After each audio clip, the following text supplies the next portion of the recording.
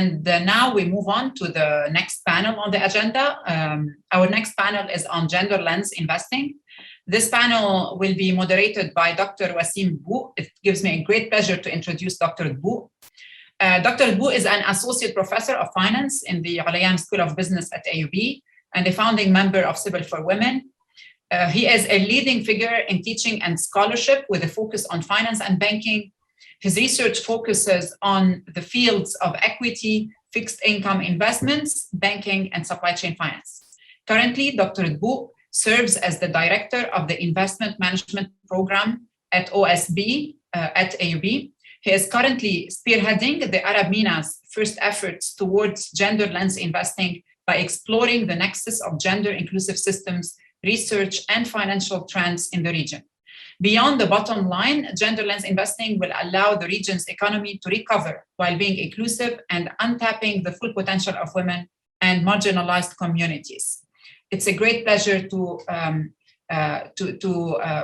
welcome you, Dr. Dbouk. The floor is yours. Thank you, Dr.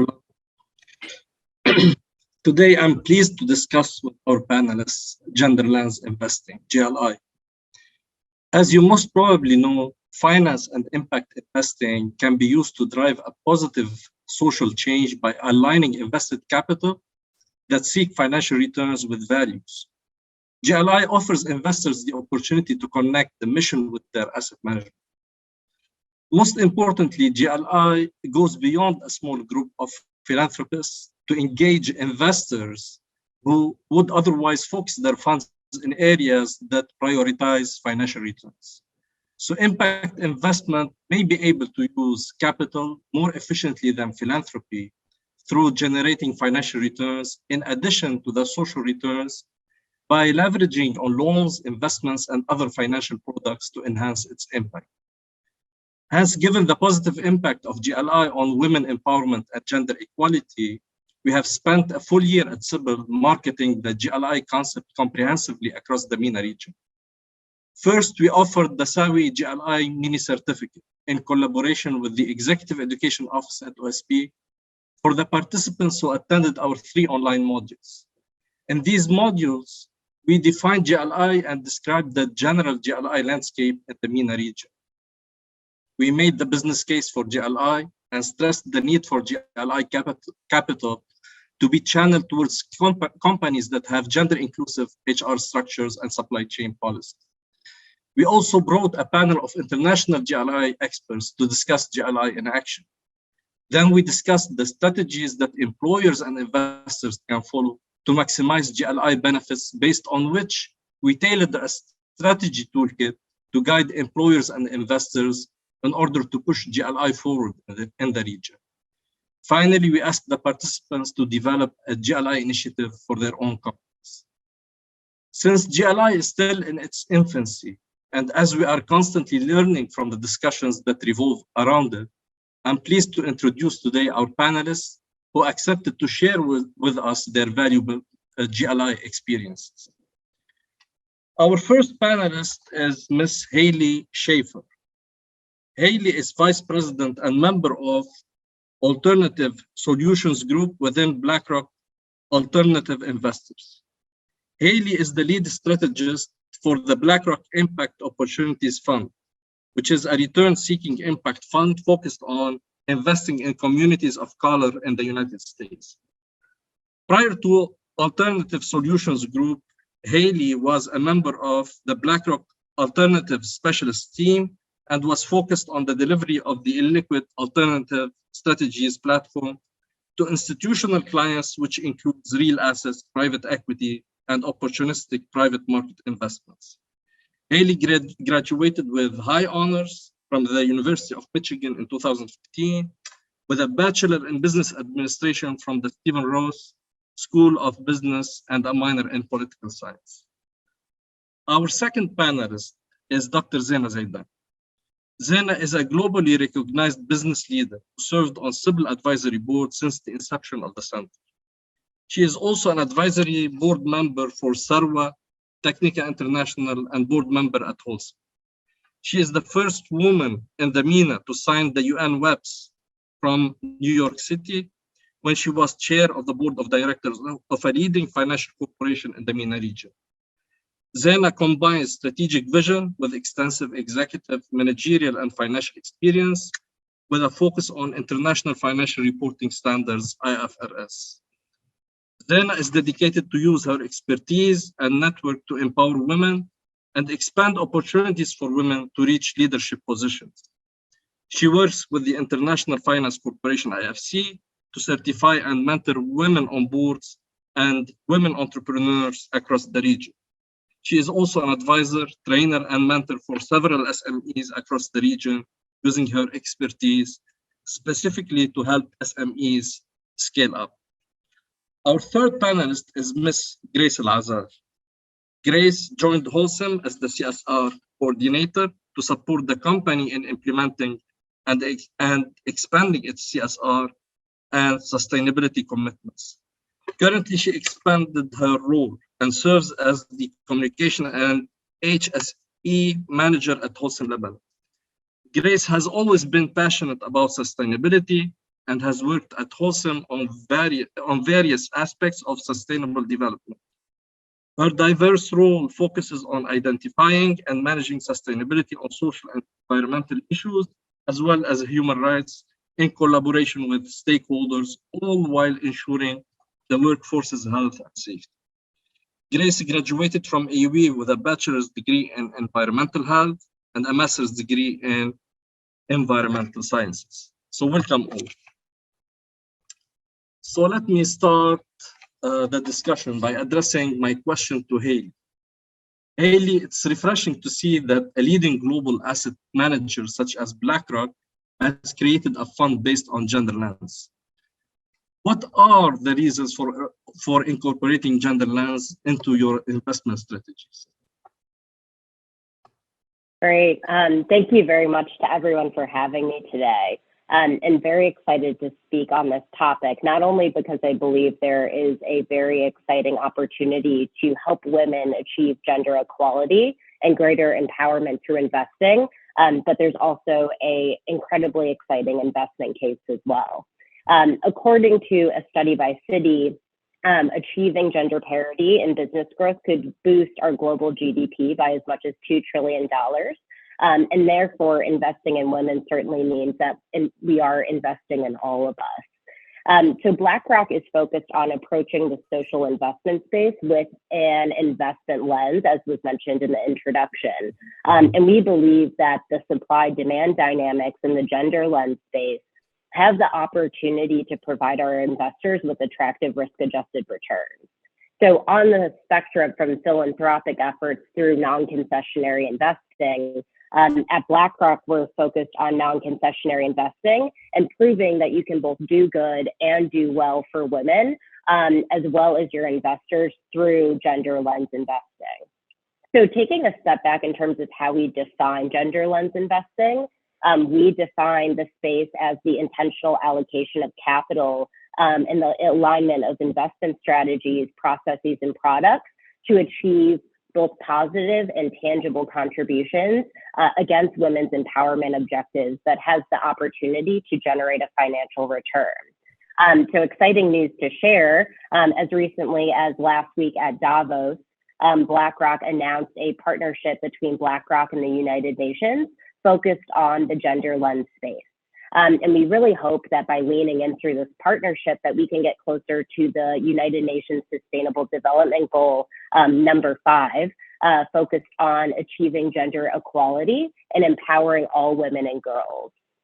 So through this partnership, BlackRock and UN Women is looking to really take a holistic approach to the gender lens investing space. And BlackRock will be launching investment solutions that span from the public market space to the private space, including better options for female individuals looking to invest for retirement. So while BlackRock is broadly focused on developing gender lens offerings across the public and private markets, in my role, I'm particularly focused on the private market space. Here within private markets, we are looking to accelerate the amount of capital that is being invested in female business leaders, owners, and entrepreneurs. as well as make investments that broadly benefit women through job creation via products and services that serve women. And a popular framework for defining some of the ways an investor can approach the gender lens space is through the 2X challenge framework, which is where our team really began in terms of refining our focus and how we wanted to approach the space broadly. But really quickly, a few points on why we're so excited about the gender lens standpoint. We are seeing really interesting parallels emerging as it pertains to investing in women as well as performance. So first, we continue to see underinvestment in women-led businesses and asset managers. So for example, women only hold 10% of all senior positions in private equity firms globally. And women-led enterprises today collect less than 3% of global venture capital dollars. Simultaneously, we see in a study issued by Boston Consulting Group that female-founded and co-founded startups have a higher success rate with an average return of 78 cents for every dollar invested compared to male-founded startups at 31 cents. So what is driving this outperformance? One explanation is that women purchase 70 to 80% of consumer goods and lead the majority of household purchases. Therefore, by investing in businesses that appeal to women and address unmet needs, there is an opportunity for better revenue generation. As it pertains to female manager performance, Goldman Sachs analyzed fund performance during the COVID downturn and found that even after adjusting for risk, female managed funds on average outperformed their male counterparts amid the coronavirus-related market swings of 2020. Again, this data really supports the building case for diverse investment teams and better investment performance. Second, we continue to see low representation of women in the workplace, and this has been discussed during panels today, specifically within leadership positions. So for example, in the United States, women working in the corporate world only held 24% of C-suite positions, and women of color just 4%. This has unfortunately deteriorated further as millions of women left the job market to care for their children during the COVID-19 pandemic. However, in parallel, we see really exciting data coming from Harvard Business Review that companies with more women in the executive leadership are more profitable on average.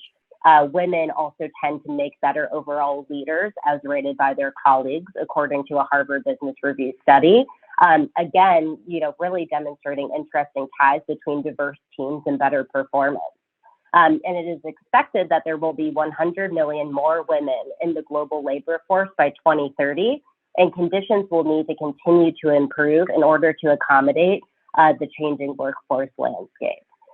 So there's a lot of really exciting spaces that we are eager to invest in, and again, very much doing it through a lens of both producing attractive risk-adjusted returns for our investors, but also doing well by way of promoting women. So I could go on forever, but I'll pause there. Clearly, I'm very excited about this space. Haley, a very quick question. What are the strategies that you use to deploy capital and select the companies that you are willing to invest in? So what are the filters that you are using?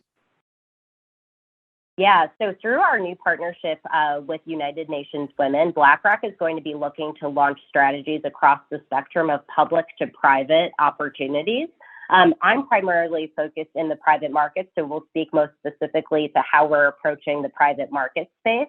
I would say that we are looking to really lean into the 2X challenge framework that I mentioned earlier to really invest through two doorways into investing in women. So first, the focus on female business leaders, owners, and entrepreneurs.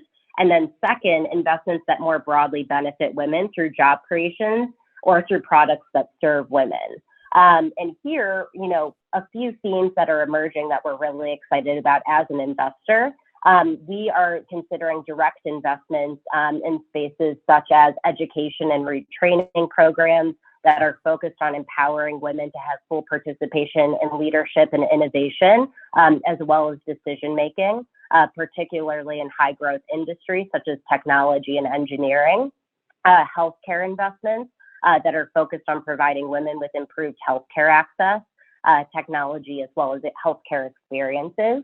And then finally, investments that provide equal rights to economic resources, such as financial services, as well as investments that support female-run businesses.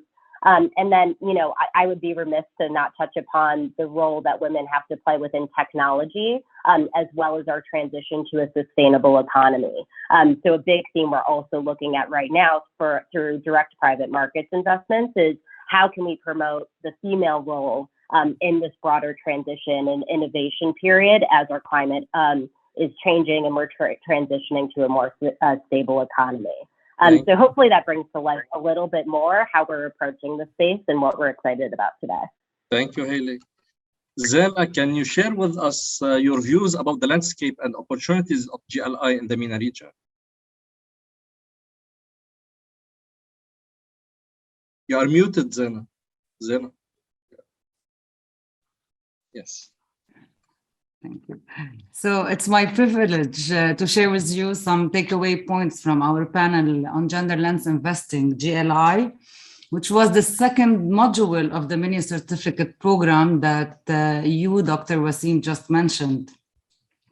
So the program focused on understanding women business power in a more formal language, explore investment processes and structures that can facilitate optimal usage of human capital through gender inclusion in the workforce. So we were three panelists, Mrs. Rajal Mazroui, who is the Executive Vice President at GIFC FinTech Hive from Dubai, Mrs. Lindeka Dzedze, Global Markets Head of Strategic Partnership at Standard Bank Group, and the Chair of African Women Impact Fund from Johannesburg, and Dr. Olivier Charnot, who's the founder of Impact Dev and Planet People from Paris, as well as myself as a moderator. So first, allow me to share some news which show that the issue of diversity, inclusiveness, and thus GLI is totally on agenda. Just to reiterate here on what Haley just said. So 1 month ago, the UK's Financial Conduct Authority declared that 40% of board members in UK listed companies should be women. One director should be a person of color, and one C-suite executive should be a woman. On the other hand, a superior court judgment in the US state of California found this month that a requirement to have at least 3 women on corporate boards under a California law was in violation of the equal treatment principle of the US Constitution. For me, when I see legal controversies unfolding over an issue such as board seat quotas for women and others that have long been underrepresented on boards and in decision-making positions of power, it is a sure sign that topics such as women's rights, women's inclusion, and women in leadership are important for the world's sustainable future. Women always tend to play an immense role in this fight, which is a fact that I was reminded of recently when I read a speech that the IMF's director, Kristalina Georgieva, gave recently at her alma mater in Bulgaria. In this speech, she explained how she came to choose for her doctoral thesis the topic of environmental economics, which in hindsight of a few decades has been proven as existential for our economic future. In my moderation of the GLI panel, 3 panelists said much that deepened and expanded my understanding of GLI in MENA and in Africa. So Mrs. Rajal Mazroui shared that businesses founded by women ultimately deliver higher revenue, more than twice as per dollar invested. As the amount of data on the subject continues to grow, we can make wiser investment decisions by becoming more aware of the existing gender components in the investment industry, of our own biases, and of the opportunities that arise from these. However, a common misconception of GLI is that it means only investing in products that explicitly target women and girls. Financial products that address gender inequality certainly fall within the GLI remit, but the term applies to a much broader playing field. On the other hand, Mrs. Lindeka Dzedze stated that we need to accelerate the pace of change. We need to collaborate together to build momentum in creating visibility and awareness. We can accomplish so much more when we work together. Indeed, partnerships between institutions across continents are critical for building a strong infrastructure and network that will allow us to achieve our goals more quickly and efficiently. Funds and intermediaries are the best way for us to accelerate our reach to gender smart businesses, but finance persists for women fund managers in investing with a gender lens. As for Dr. Olivier, he shared that the highest rates of women's entrepreneurial intentions were observed in the MENA region at 36%, with one of the smallest regional gender gaps in intentions to start a business, only 39.2% for men. Better incubators and accelerators for women in the MENA and African context are needed, with more concrete goals and hands-on solutions that take into account vulnerable and marginalized populations.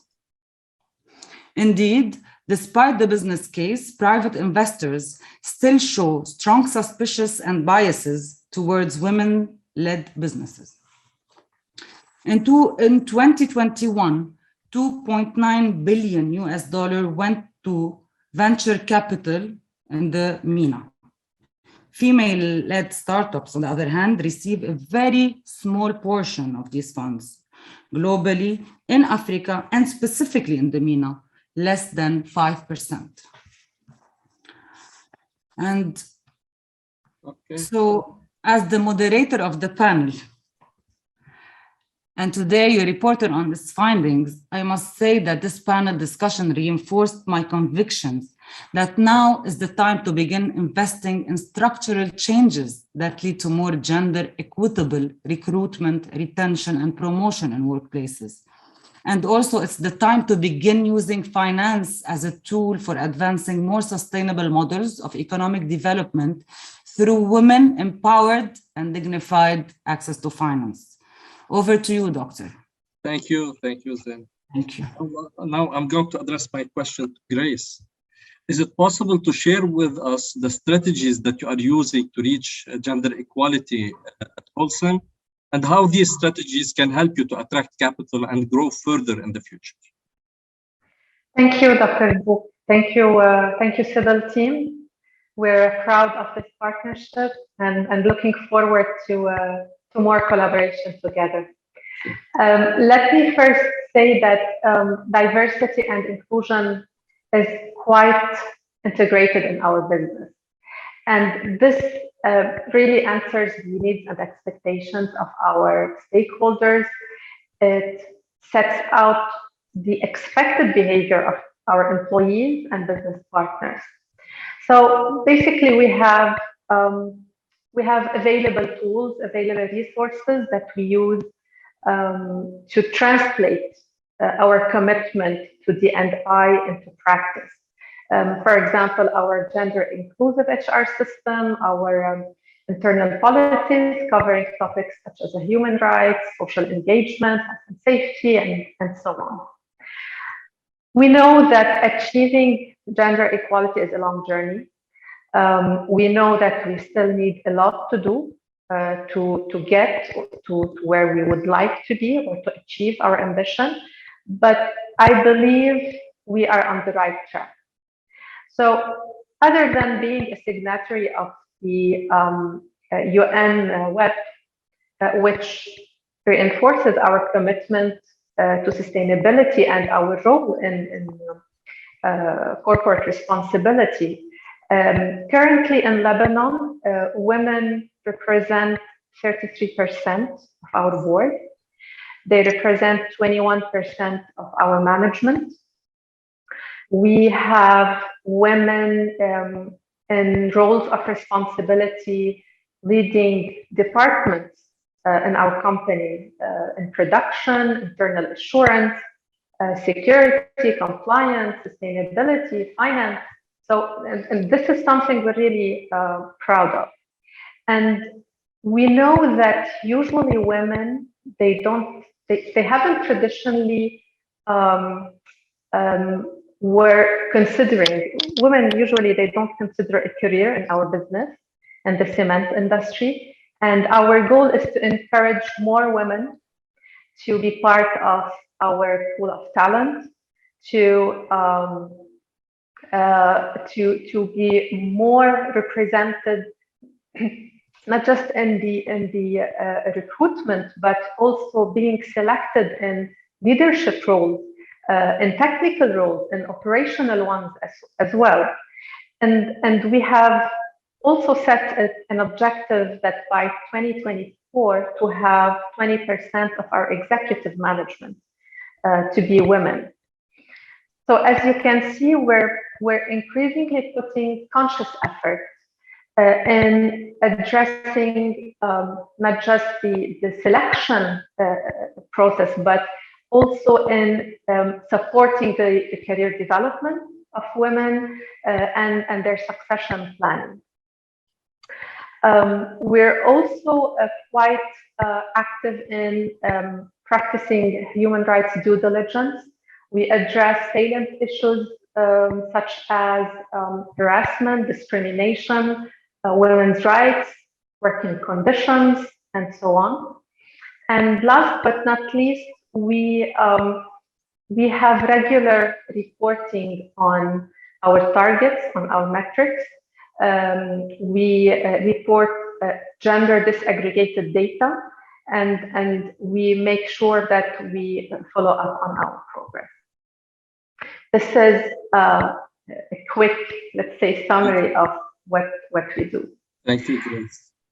Thank you. So let me summarize some of the key takeaways from our today's discussion.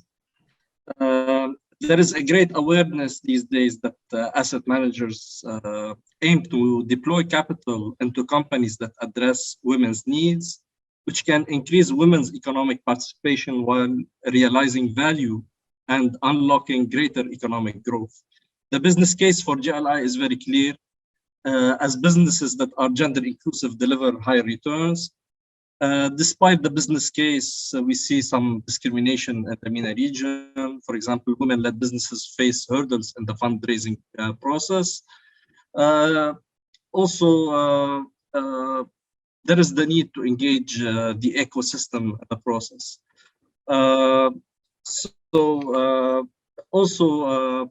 As Grace mentioned, the commitment to human rights policy and UN empowerment principles can help companies to improve their HR structure and policies and progress on gender equality in recruitment, retention, and promotion. I can't thank you enough, Grace, Zeina, and Haley, for your participation. Definitely, we are going to reflect later on what you discussed today.